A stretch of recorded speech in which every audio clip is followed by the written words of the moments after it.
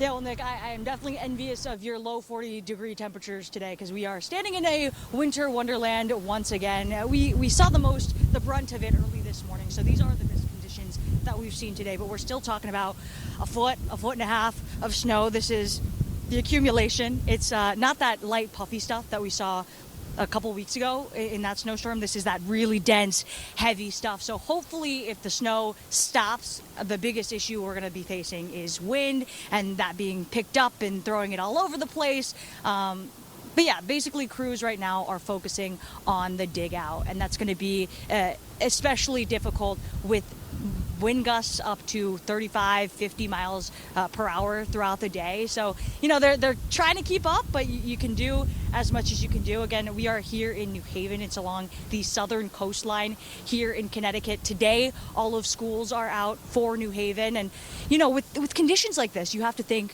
what's that going to look like tomorrow? What's that going to look like for the rest of this week when we just had this major snowstorm a couple weeks ago, and this is just adding on top of that. So, we're braving the storm. This is the best we're going to see today in terms of winds, no snow, and I hope it stays that way. But yeah, we're dealing, and it'll be all right.